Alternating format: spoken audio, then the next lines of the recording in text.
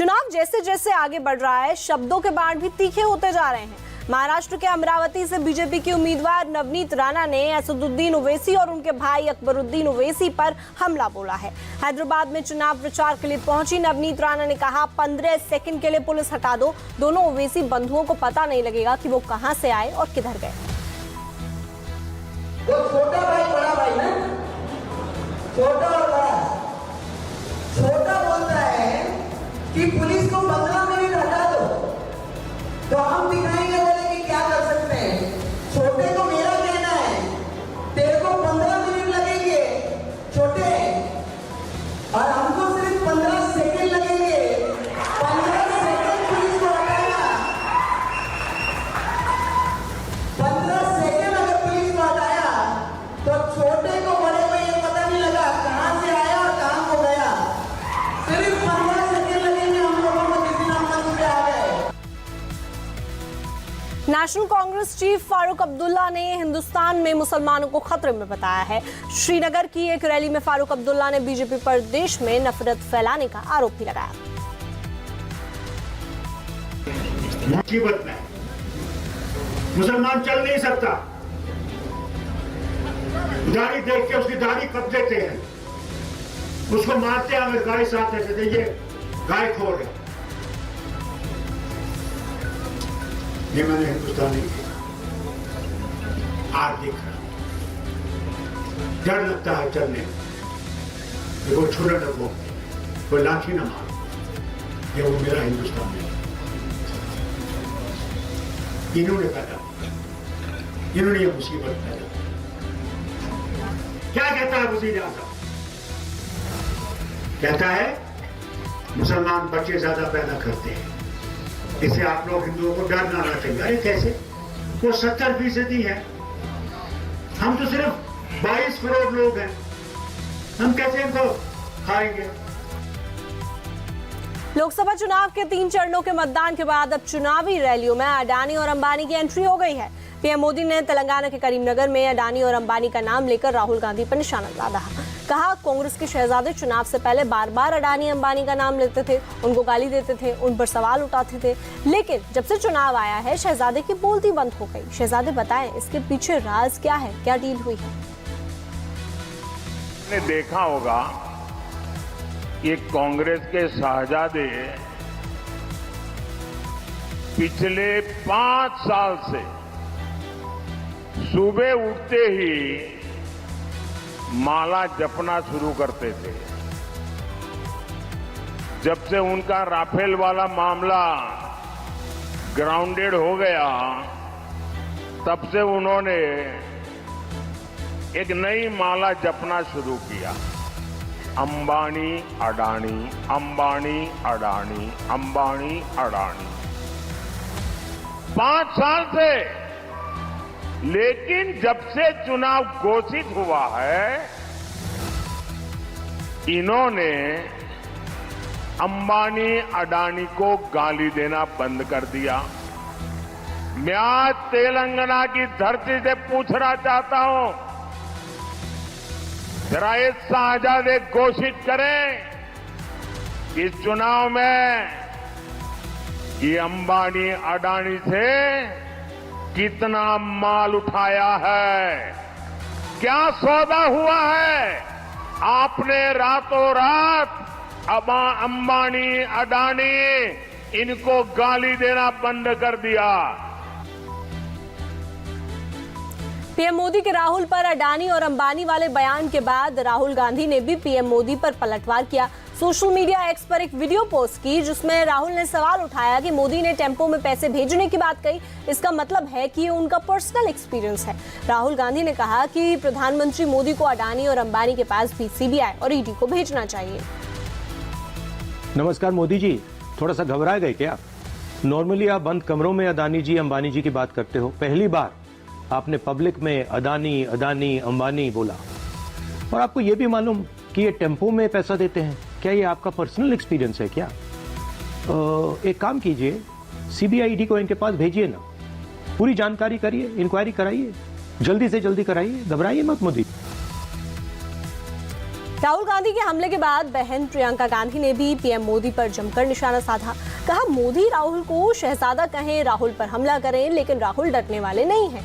प्रियंका ने कहा कि मोदी जनता को बहकाने के लिए झूठ बोल रहे हैं। राहुल तो अपनी हर सभा में मोदी के दोस्तों का जिक्र करते हैं। मोदी इसी बात से डर गए हैं। बहुत सफाई दे रहे हैं प्रधानमंत्री, मैंने देखा पिछले 2-4 दिनों में बहुत सफाई दे रहे हैं, बहुत सफाई दे रहे हैं। और ये जो सबसे बड़े, तो खैर चलो मैं उस पर टिप्पणी नहीं करूँगी कि वो शहजादे कहते हैं मेरे भाई को, खुद तो शाहनशाह हैं, लेकिन वो छोड़िए।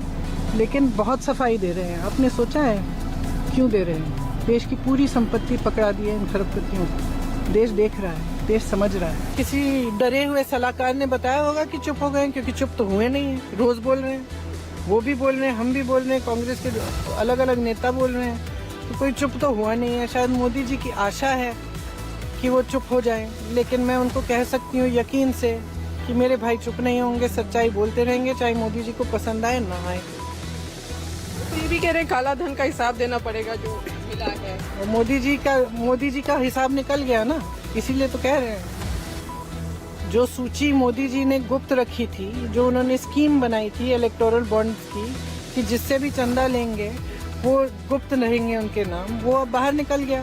न्यायाधीशों ने निकाल दिया, बोल दिया कि सूची को आप सार्वजनिक करिए। जब सूची सार्वजनिक बन गई तो मोदी जी घबरा रहे हैं, तो अब बहकी बहकी बातें कर रहे हैं। वो तो मोदी जी नोटबंदी के समय कह रहे थे कि सारा काला धन वापस देश में आएगा। कहाँ है, कहाँ है?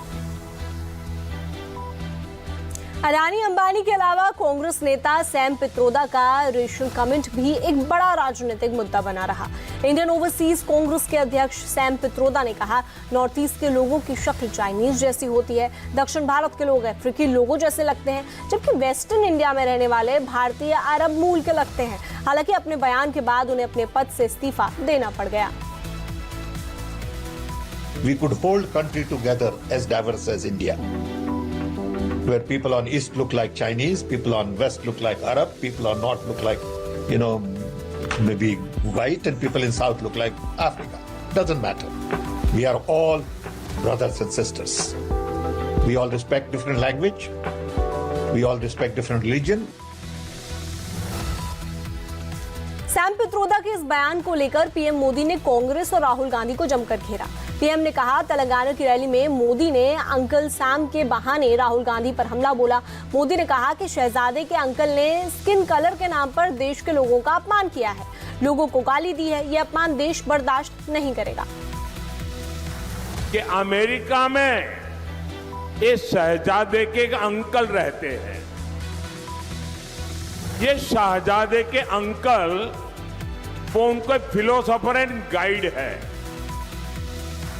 और जैसे क्रिकेट में आजकल थर्ड एम्पायर होता है ना, कोई कंफ्यूजन हो तो थर्ड एम्पायर को पूछते हैं, और वैसे ही ये शहजादे ये थर्ड प्लेयर को कंफ्यूजन होते हैं तो सलाह लेते हैं। ये शहजादे के फिलोसोफर एंड गाइड अंकल ने बड़ा रहस्य खोला है। उसने कहा है कि जिनका चमड़ी का रंग काला होता है ये सब अफ्रीका के हैं। मतलब आप सबको, मेरे देश के अनेक लोगों को चमड़ी के रंग के आधार पर उन्होंने इतनी बड़ी गाली दे दी। पीएम मोदी के अटैक के बाद कांग्रेस के तमाम नेताओं ने सैम पित्रोदा को बयान से पार्टी का कोई लेना देना नहीं होने की बात कही। कांग्रेस महासचिव जयराम रमेश ने भी कहा कि सैम पित्रोदा के बयान को कांग्रेस पार्टी खारिज करती है। इस बयान से कांग्रेस का कोई वास्ता नहीं है। सैम पित्रोदा द्वारा भारत की अनेकताओं को जो उपमाएं दी गई हैं वो बिल्कुल गलत है, दुर्भाग्यपूर्ण है और अस्वीकार्य है, बिल्कुल अस्वीकार्य है। भारतीय राष्ट्रीय कांग्रेस इन उपमाओं से अपने आप को पूर्ण रूप से अलग करती है और इसका खंडन करती है। असम के सीएम हिमंता बिस्वा शर्मा ने सैम पित्रोदा के बयान की जमकर आलोचना की। कहा वो तो सुबह से कई बार आईने में अपना चेहरा देख चुके हैं, उन्हें समझ नहीं आ रहा है कि वो किस एंगल से चाइनीज लगते हैं। हिमंता ने कहा कि असल दिक्कत कांग्रेस की नजर में है। कांग्रेस ने हमेशा नॉर्थ ईस्ट के साथ सौतेला बर्ताव किया है। मेरा चेहरा मैंने आईना में देखा और मैंने ही मेरा पता चला कि मुझको असमीज जैसा लगता है, मुझको इंडियन जैसा लगता है, कोई तरफ से मुझको चाइनीज जैसा नहीं दिखता है।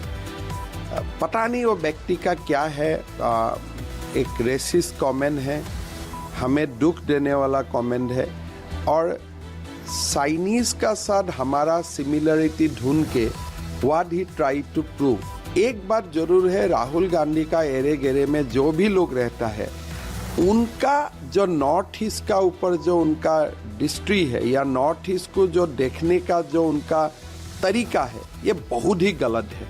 वो हमेशा नॉर्थ ईस्ट का लोगों को इंसल्ट करता है।